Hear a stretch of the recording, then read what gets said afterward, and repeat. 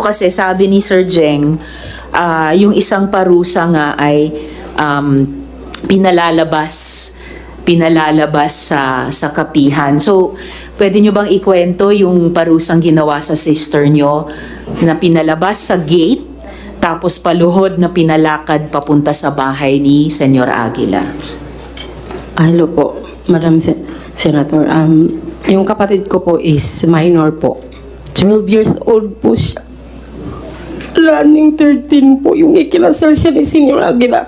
Ako mismo witness kasi ako yung kasi yung seremonya para pong kasal, inilalakad yung babae patungo sa lalaki, tapos naghihintay sa dulo si Senyor Aguila.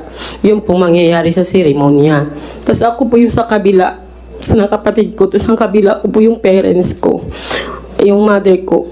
Tapos nung hindi siya nagpagalaw ng husband niya, kasi may gusto siyang ibang lalaki, tapos hindi yun ang ibinigay ni Senyor Aguila. Ibang lalaking ibinigay sa kanya, tapos hindi niya kilala. Tapos hindi siya nagpagalaw sa kanyang husband na ibinigay ni Senyor. Pinatawag siya, pinaulit-ulit siyang pinatawag, pinapagalitan ni Janet at ni Rosely Ahok po. Asani ko, paulit-ulit siyang pinapagalitan. Tapos pagdating niya sa bahay, iiyak siya. Sabi niya, ayokong gawin yun kasi hindi ko yung mahal yung tao na pipilitan lang ako. Tapos yung mother ko po iyak ng iyak. Tapos nangyari yung lahat na ikinasal ni Senyor Aguila na minors po, binalabas sa gate. Yung malaking gate namin po, nung unang gate po namin, hindi na ngayon na gate po. Tapos malaki po yung pader, hindi namin makikita yung mga bata kapag hindi kami lalabas. Tapos gaganon po sila, kakalampagin po nila yung gate na papasukin nyo kami kasi gabi at umuulan. Lahat ng bata po minor siya nandun sa labas. Saksi po ako kasi yung mother ko hindi yan niya makayanan pumunta sa labas kasi high blood po siya. Tapos sabi ng mother ko, puntahan mo yung kapatid mo kasi nakakaawa. Tapos pumunta po yung sasakyan ni Senyor. Sabi niya, patatawarin ko kayo kapag mula sa gate, luluhod kayo papunta sa bahay ko. Tapos magpapromise kayo na magpapagalaw na kayo sa asawa niyo. Kaya po yung nangyari, inopen po yung gate. Lahat ng minors, napakarami po nila, ma'am. Pinagluluhod po sila. Ang dami po nila, ma'am. Nagluhod po sila, tapos yung pong daan is lubak-lubak po, mabato po kasi hindi po simentado. Pumunta po sila doon sa bahay ni Senyor Aguila. Nagsasabi sila, Senyor, hindi na kami uulit, papayag na kami sasabihin niyo, magpapagalaw na kami. Kaya yung nangyari, ma'am, nabuntis yung kapatid ko. 2 beses po siya ang buntis, tapos nag-miscarriage po siya. Nung pangalawang miscarriage po niya ay mantik na siyang mamatay. Na-admit po siya sa aming ospital po. May ospital po kami doon na ang nangangasiwa ay si Senyor Aguila po. How old yung kwan mo? How old yung kapatid mo? 12 po, sir. Sana siya ngayon? Nandun po sa kapihan. Kapihan? Yes po. Nung una gusto niyang bumaba. Nung bumaba na ako, sir, sabi ko, ate, huwag ka munang bumaba kasi may sakit yung father namin, sir. Wala nang mag-aasikaso sa father natin kapag Senyor Aguila, bakit gustong-gusto mong mag-sex yung mag-asawa? Bata, 12 years old, pipilitin mo makipag-sex sa lalaki na hindi niya kagustuhan. Kinasal mo na, pagkatapos sisiguruhin mo pa na sila mag-sex. Kung hindi mag-sex, pinapanis mo yung bata. Hindi po yan totoo, sir. Ha? Hindi po yan totoo, Your Honor. Puro ka lang hindi totoo. Hindi ano pang totoo sa'yo? Hindi ko po magagawa. Ha? Sigurado ka? Opo. Kasi I don't find it, wala akong nakitang rational behind. Bakit gustong-gusto mong mag-sex sila? Kinasal mo na nga silang sa pilitan, pagkatapos, pinapalua po pa na mag-sex. That's too much intrusion Hindi po into their personal Hindi po yan lives. totoo, sir. Kahit tanungin natin yung kanyang kapatid. Nasaan yung kapatid niya? Nasa kapihan po. Nasa kapihan. Opo. Pwede mo papuntahin dito bukas? Wala akong budget po para... O ako magpamasahe? Opo. Papuntahin dito bukas? Opo. Kaya mo? Opo. Kumsek? Kunin yung pangalan nung Yung kahit yung kanyang ina. Mr. Chair, please, Mr. Kilario, tigilin niyo ang pagturo ng daliri niyo sa mga witnesses natin. Sorry po. wala. Sorry po. Wala. Po. Sige. Dili man siya katahas sir o yung nanay. Ha? Ay apel sir og ijang nanay sir kasama para maimbestigahan. Excuse me, sir. Kaya gusto niyang isama yung mother ko kasi yung kapatid ko pinapagalitan ng mother ko. Sabi ng kapatid ko, ate, kapag hindi ako magsisinungalingan o ako kukulitin ako ni mama. Ayun na sinasabi niya. Ayoko magtalagta talaga sa media, pinipilit ako magsinungaling laban sa'yo. Hindi mo siya nakababa kasi yung father ko may sakit, sir. Namatay po nung May 29, inilibing nila, hindi namin pinakita sa amin. Yung kapatid kong lalaki, sabi ko pa, bakit hindi niyo kami nirespeto bilang kapatid? Sabi niya, ayaw po kasi ni Senyor Aguila na ipalabas yung bangkay ng ama natin, ate. Ayaw kayong papakita kasi nag-witness kayo laban sa amin. Kaya ayaw ni Senyor Aguila ipakita yung patay lawas, yung patay ng ama ko, nung dead body po ng ama ko. Inilibing nila, hindi namin alam kung saan, sir. Yung bumasagit sa amin, sir, bakit kayo ganun? Saan yun nilibing yung tatay niya?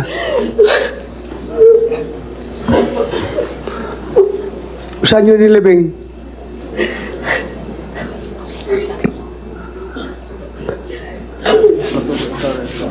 Saan? Sa sa cemeterio. Sa May misteryo kayo doon? Opo. Ano kinamatay noon? May sakit sa baga po, sir. Sakit sa baga? Oh. Ano po, sir? Ako, nung bumaba ako, sir, yung pera po na nung imipon ko po, nung bumaba kami, nakatrabaho yung husband ko sa jail po, sir. Pag uwi po niya, may pera po kami. Kasi gusto ng husband ko na magprenda kami mag-opa kami ng bahay kasi yung bahay namin ibininta. At yung 40% ibinigay namin ni Senyor Aguila kasi yung pong utos niya. Para mapakinabangan namin yung bahay kasi lulubog na po ang mundo. Ang titira lang is yung kapihan. Mas mabuti yung ibinta na lang namin yung bahay para mapakinabangan namin. Tapos yung 40% kinukuha mo? Yes po. Ibinenta lang bahay? Tapos nung bumaba na ako, sir. Dali lang, dali. Yes po. Ano, kinukuha mo? Hindi po, sir. Ha? Sino kumuha ng 40%? Sa kanya po mismo. Yung mismong mother ko po, nagbigay din nung ibininta yung lupa namin sa Nueva Estrella po. Binigyan siya po mismo kaharap ng mama ko. Binigay yung 50,000 po. At Mr. tapos Chair. nung ma'am, nung bumaba ako, sinabihan ko yung father ko na gusto mo bang magpagamot? Sabi niya, gusto ko talaga. Kasi matagal akong naging mag-isang anak. Kasi nasundan ako ng kapatid ko, si third year college na po, sir. So yung kapatid ko po talaga wish come true ko po na magkapatid ako ng babae. Tapos nung bumaba ako, sabi ko sa father ko, close talaga kami, sir. Alam ng mother namin na nagtabla kong kapatid na lalaki na mahal namin yung father namin kasi mabait po siya kahit kailan hindi kami sinigawan o kaya nung sabi niya gusto kong magpa-opera na may pera ka ba dyan, kababago mo lang bumaba, tabi si Kup, gagawin natin yan ng paraan.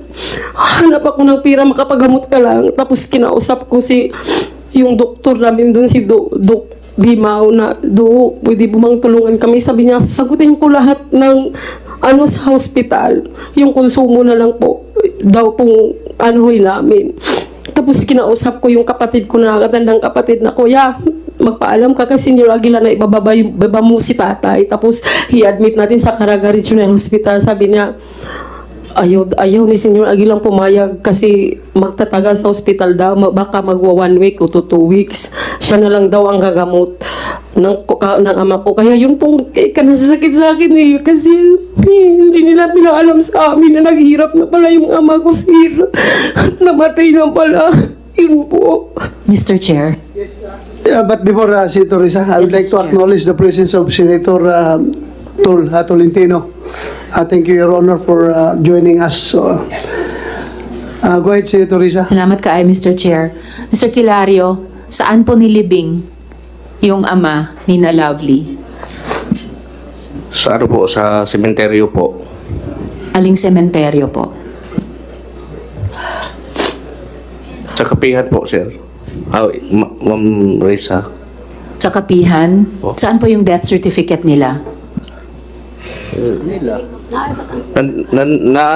Nasa iyang, iyang mama. Mama ni Lovely. Nandun sa kapihan. Dalhin nyo po bukas.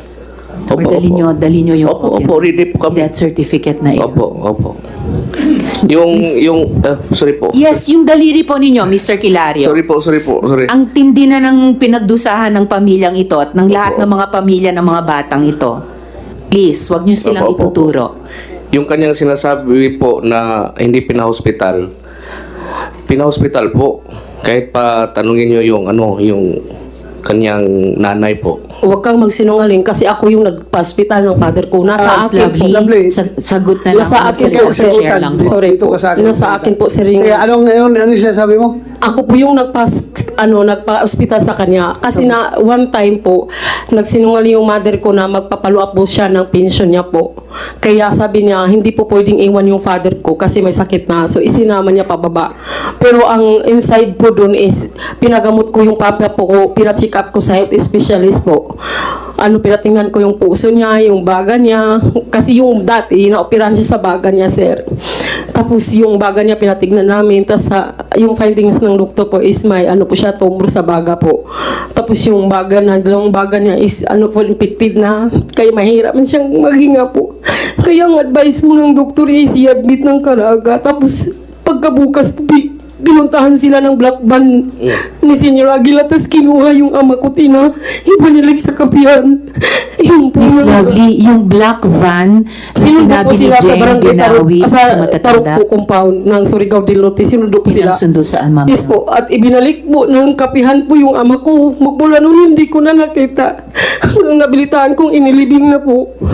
Yung ama ko, hindi namin nakita, ma'am. Yes, Mr. Chair. Pabalikin mo natin yung composure ni Lovely, no? Paki-plus nga sa kwan, yung picture, Jo. Saka Mr. Chair, for Yes. the record lang Yes, at go ahead. this point, mamaya, tawag pansin yung isang sinabi ni Miss Lovely na yung tanging ospital dun sa kapihan, si Senyor Aguila ang nagpapatakbo or namamahala. So yung tanong na lumalabas sa isip, bakit doktor ba sila? And then tawag pansin din po, Mr. Chair, yung 40% na kinuha dun sa proceeds ng pagbenta ng bahay ni na Miss Lovely. Yun lagi, Mr. Chair, ang lumalabas na porsyento na di umano kinukuha ng Socorro Bayanihan Services sa ilalim ni na Senyor Aguila.